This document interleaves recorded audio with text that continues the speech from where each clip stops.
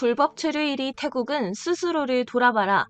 태국이 몇 달 전부터 한국 여행 금지를 뜻하는 밴 코리아 온라인 캠페인을 감정적으로 벌이더니 급기야 태국 여행사 협회 부회장이란 사람이 한국을 비하해 큰 논란을 빚었는데요. 특히 한국과 비교하며 중국과 일본을 추켜세워 그동안 참아왔던 한국인들이 분노를 쏟아내고 있습니다. 오히려 한국 네티즌들은 태국 관광 보이콧을 하겠다고 벼르고 있는데요. 어떻게 된 일인지 좀 더 자세히 살펴보겠습니다. 몇 달 전 태국인 인플루언서들 사이에서는 밴 코리아라는 해시태그가 100만 건 이상 유행했습니다. 그러더니 실제로 한국을 방한하는 여행객이 눈에 띌 정도로 감소했다는 보도가 나왔는데요. 태국인들은 말 그대로 반한 감정을 내비치며 중국이나 일본으로 여행지를 옮기고 있다고 합니다. 그 결정적인 이유가 KETA로 입국이 거절되는 태국인들이 많기 때문으로 분석되는데요. 지난해 태국 총리가 매우 큰 인기를 끌었던 K드라마 킹드랜드의 세계적인 인기로 한국은 물론 다른 나라의 태국 방문도 늘자 한국을 극찬했던 시기가 있었습니다. 그리고 당시엔 태국인 몇 명이 한국 출입국 당국의 적법한 조치로 입국을 거부당한 때가 맞물려 있었죠.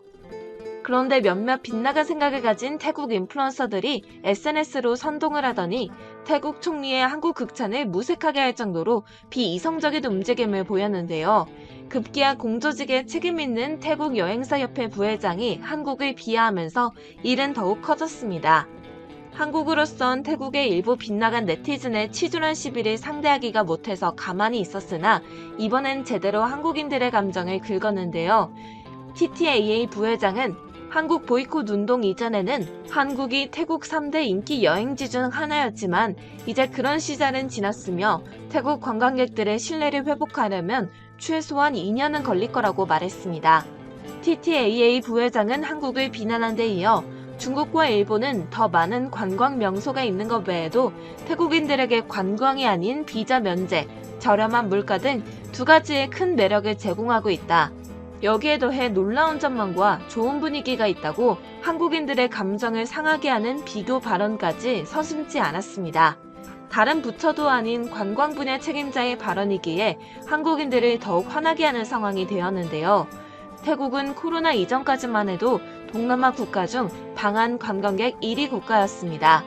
지난 4월만 해도 필리핀과 베트남에 이어 3위에 있었으나 지난 5월과 6월에는 5위에 그쳤죠. 특히 K-팝과 K-드라마, K-영화 등의 폭발적인 인기로 태국에서 한류가 뜨거운 인기를 끌었지만 지난해부터 전자여행허가인 KETA 제도 문제가 불거지기 시작했는데요. 지난 2021년 9월 도입된 KETA는 112개 무비자 입국하는 국가 국적자가 국내 입국을 위해 현지 출발 전 홈페이지에 정보를 입력하고 입국을 허가받는 제도입니다. 그러나 지난해부터 태국에서는 엄격한 심사로 입국이 거절되는 사례가 잇따르면서 반한 감정이 시작된 것이었죠. 태국인들 사이에서는 더러워서 한국 안 간다, 차라리 더 볼 것이 많은 일본에 가겠다며 한국 관광 보이콧을 시작한 것이었습니다. 이에 대해 문체부는 태국 관광객을 유치하고자 법무부에 연말까지 태국인 KETA 한시 면제 조치를 요청했지만 법무부는 거절했습니다. 법무부는 왜 한사코 태국인들의 입국을 불허했을까요? 그 근본적인 원인을 먼저 생각해 보아야 할 때인데요. 태국은 한국에서 불법 체류자 1위 국가입니다. 또 불법 체류자들은 마약과 성범죄 등 강력범죄로 유입되는 경우가 적지 않은 상황이죠. 태국인들이 한국에 들어와서 순수하게 여행을 즐기거나 관광만 하고 돌아간다면 100번이고 1000번이고 환영할 일일 것입니다. 하지만 불법 체류자들은 입국을 함과 동시에 관광객이 아닌 다른 신분으로 변화하는 일들이 많기 때문에 입국에 대한 조건이 까다로울 수밖에 없는데요. 특히 한국엔 상대적으로 태국 국적의 불법 체류자가 많은 데다가 마약 사건의 경우에는 태국 국적의 불법 체류자들이 대부분을 차지하고 있습니다. 구체적인 사례들도 아주 많은데요. 최근 징역을 받은 태국 국적의 불법 체류자 B씨는 공범과 함께 야바 1000정가량을 매도하기로 했습니다. 그 방법은 매수인에게 미리 야바 보관 장소의 주소를 알려준 후 약속한 곳에 야바를 은닉하는 것이었죠. 재판부는 피고인은 체류 기간을 초과하여 국내에 체류하면서 항정신성 의약품인 야바를 다량 판매하여 유통시키고 일부는 투약하였다. 마약류 관련 범죄는 개인의 육체와 정신을 피폐하게 함은 물론 국민보건을 해하고 그 중독성, 환각성 등으로 또 다른 범죄를 유발할 수 있어 사회에 미치는 해악이 크기 때문에 그에 상응하는 처벌이 불가피하다고 하면서 피고인에게 징역 3년의 실형을 선고했는데요. 뿐만 아니라 또 다른 사건도 있었습니다. 태국 불법 체류자가 태국에서 한국으로 필로폰을 밀수입해 매도한 사건이었죠.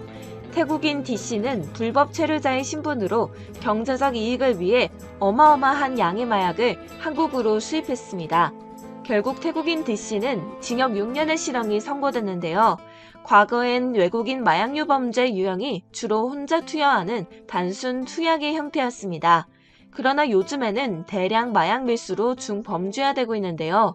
대표적인 사례로는 태국의 불법 체류자들처럼 본국에서 야바, 합성 대마 등을 한국으로 밀반입해 한국에 있는 자국인들에게 페이스북 등 SNS로 판매를 하거나 파티를 개최해 투약하는 경우가 많습니다. 특히 태국인 유학생들은 원래의 목적이었던 공부는 제대로 하지 않고 불법 체류자 신분이 되어서 각종 마약 범죄에 적극적으로 가담하고 있는 게 큰 문제이죠.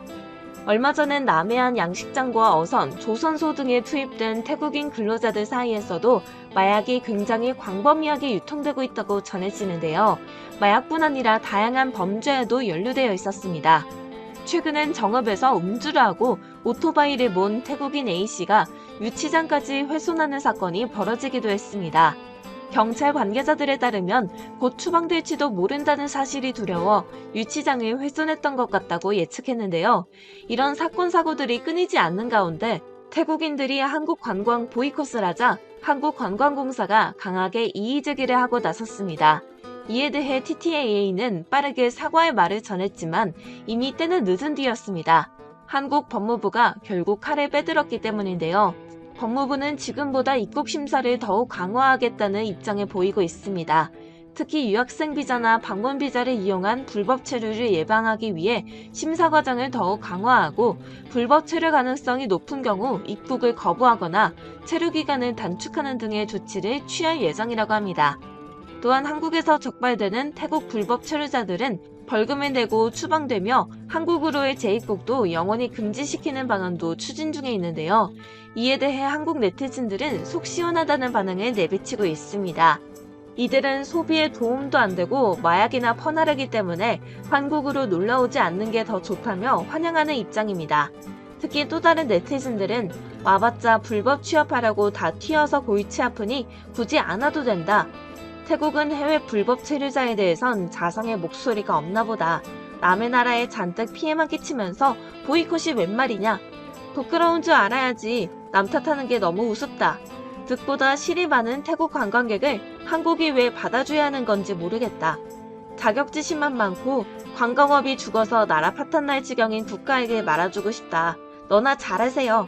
때문에 실제로 태국행 한국인 관광객도 크게 감소할 가능성도 높아 보이는데요.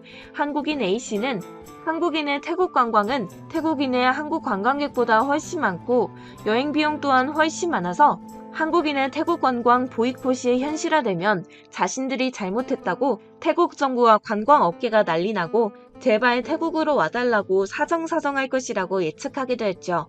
이제는 더 이상 한국 내에서 태국 불법 체류자들로 인해 사회 문제가 벌어지지 않길 바라면서 오늘 준비한 영상은 여기서 마치겠습니다. 오늘도 시청해주셔서 감사합니다.